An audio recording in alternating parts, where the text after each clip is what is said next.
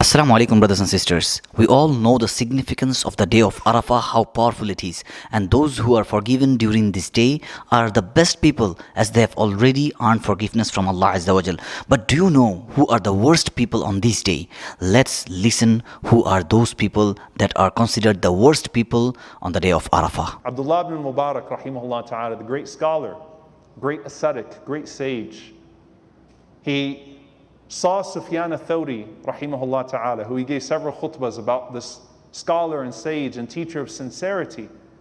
He said, I came up to Sufyan al-Thawri on the day of Arafah, وَهُوَ جَاثٍ عَلَى رُكْبَتَيْهِ.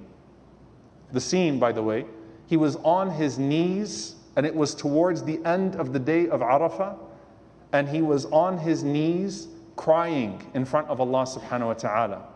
His eyes were flowing with tears, his hands were raised, his knees were on the ground. This is Sufyan al-Thawri, rahimahullah ta'ala, the school of sincerity, the teacher of how to be an ascetic. And Abdullah ibn Mubarak, rahimahullah, he sees him. And Abdullah ibn Mubarak used to alternate. 1 year in Hajj, 1 year he'd go out in battle. SubhanAllah, always fi sabilillah. He said, I walked up to him on that day of Arafah.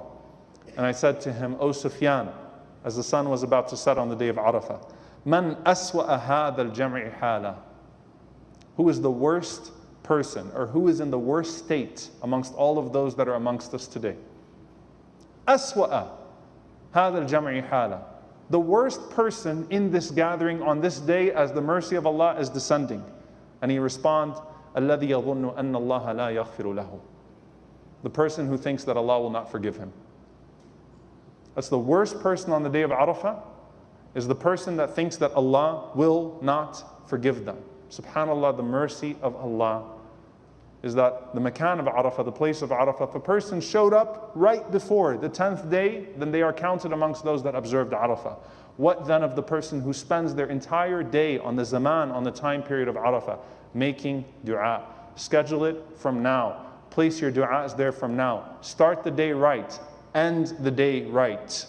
End the day right, because the best part of Arafah, by the way, is the time between Asr and Maghrib, the last hour of Arafah. Just like if you were there in Arafah and the sun is setting and you're trying to catch those last du'as that you suddenly remembered as the sun is setting, the day of Arafah is special, especially in its last moments. My brothers and sisters, make dua to Allah, strive on this day, work hard to achieve the optimum of this day, and don't despair in the mercy of Allah, and ask Allah until the last hour, and Allah subhanahu wa ta'ala will forgive you.